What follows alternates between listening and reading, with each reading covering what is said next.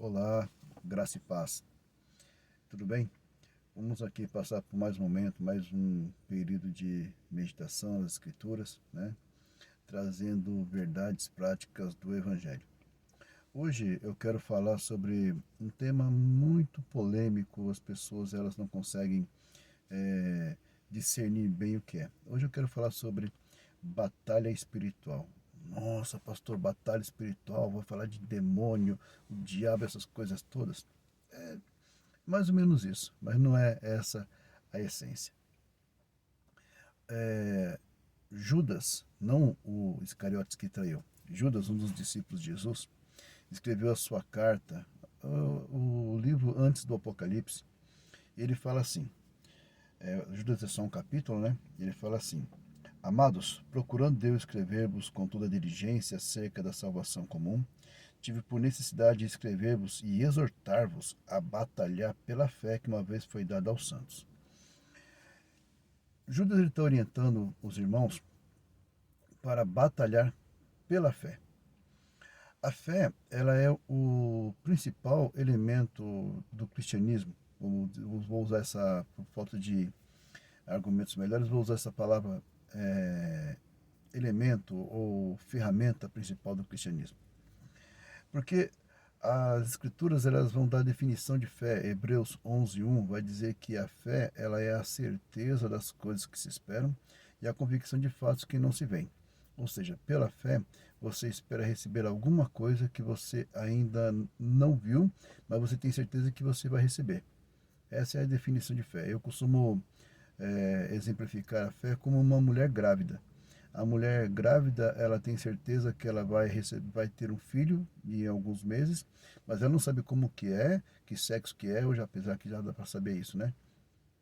Mas ela, no começo da gravidez, ela não sabe como vai ser a criança, mas ela tem a certeza que ela espera um bebê e que em um determinado tempo a criança vai nascer.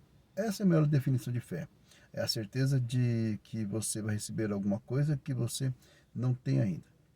Bom, partindo desse princípio de que a fé ela é a certeza das coisas que se esperam, convicção de fatos que não se veem, Hebreus 11:1, e Hebreus 11:6 vai dizer o seguinte, que sem fé é impossível agradar a Deus, porque é necessário que aqueles que se aproximam de Deus creiam que Ele existe e que Ele é galardoador ou presenteador daqueles que o buscam.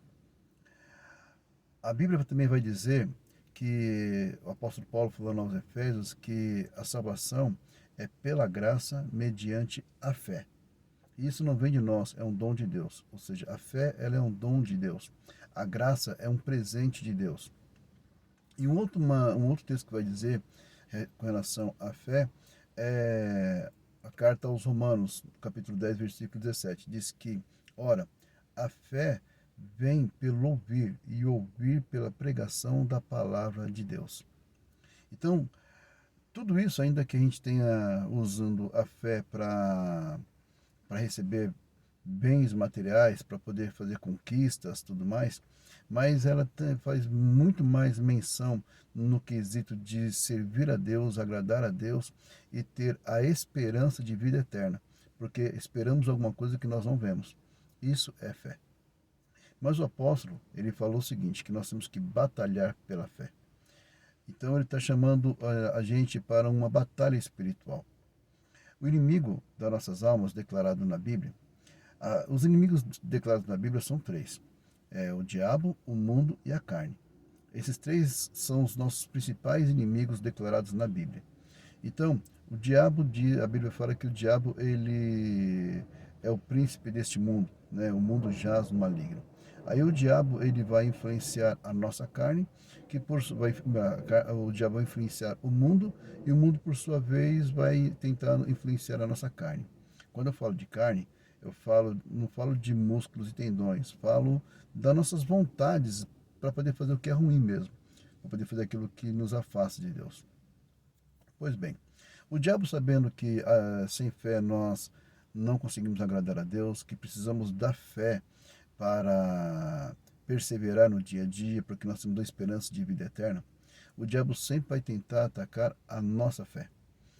Como que ele vai atacar a nossa fé? O diabo, ele não quer atacar a sua família, ele não quer destruir a sua família, simplesmente porque destruir a sua família. Ele não quer causar um problema social na sua vida, colocar lá o seu chefe, o seu gerente, o seu encarregado para poder te perseguir, simplesmente porque ele não gosta de você. O diabo não vai tentar colocar uma enfermidade, como a Bíblia fala que há espíritos de enfermidade, não vai colocar uma enfermidade em você simplesmente para você, porque ele não gosta de você. Todos esses ataques do inimigo, eu estou falando aqui de uma batalha espiritual, todos esses ataques só têm uma intenção: fazer com que você abandone a fé.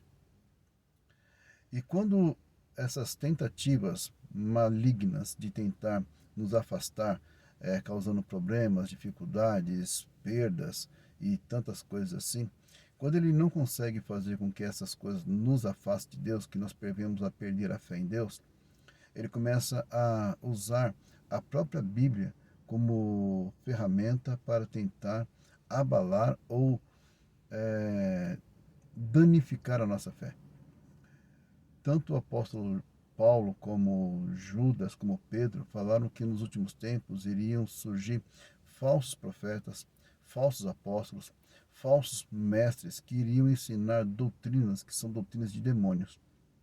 E como a Bíblia diz que a fé vem pelo ouvir e ouvir a pregação da palavra de Deus, hoje muita gente está perdendo a fé porque foi contaminada por um evangelho diferente do evangelho da cruz de Cristo, diferente do evangelho do negue-se a si mesmo, tome a sua cruz e siga-me, do evangelho que diz que no mundo tereis aflições, o evangelho que diz que nós temos que amar o nosso próximo como a nós mesmos, o evangelho que diz que eu tenho que perdoar para que eu também receba perdão de Deus. Então, quando o evangelho de hoje prega coisas diferentes daquilo que Jesus pregou, esse evangelho está contaminado. E isso tem criado crentes fracos, cristãos fracos, cristãos que esperam um Deus, não somente um Deus, mas esperam um gênio da lâmpada. E quando esse gênio da lâmpada não atende os quesitos, os pedidos, essas pessoas ficam frustradas, essas pessoas acham que vir para o Evangelho é só vencer, vencer, vencer, vencer, só vencer, e não é. No Evangelho, muitas pessoas, a galeria dos heróis da fé de Hebreus 11, fala que pessoas morreram, foram cortadas, decapitadas e não viram a promessa, mas eles tinham uma fé. A fé no Redentor, na vida eterna. Então hoje, você precisa entender que o principal alvo do inimigo é roubar a sua fé. É fazer com que você perca a fé no Evangelho, perca a fé em Jesus, perca a fé em Deus e perca a fé na vida eterna. Eu concluo dizendo que o apóstolo Paulo, no final da sua vida, quando ele estava para ser morto, ele escreveu uma carta a Timóteo dizendo assim: combati o bom combate, completei a carreira e guardei a fé. A fé é esse elemento.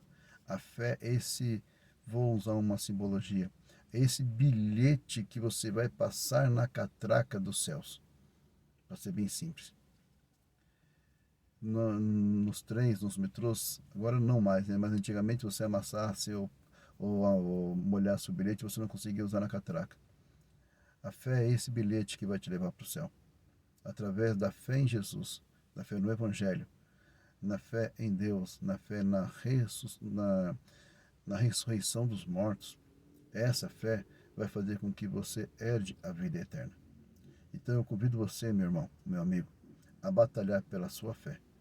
O que você tem vivido, esses problemas, essas angústias, essas coisas, é simplesmente para poder tentar abalar a sua fé. Mas nós temos que nos apegar àquele que criou a fé, Deus. Ele é socorro bem presente na hora da angústia, ele é socorro bem presente na hora da tribulação. Amém? Que Deus te abençoe.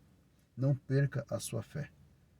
Eu postei esses dias nas redes uma frase que diz assim: você não pode avaliar a sua vida pelo momento que você está vivendo. É só um momento. Vai passar. Você é melhor que isso. Não perca a sua fé. Continue crendo em Deus. Ele é o nosso pastor. Ele cuida da gente. Tá bom? Deus te abençoe.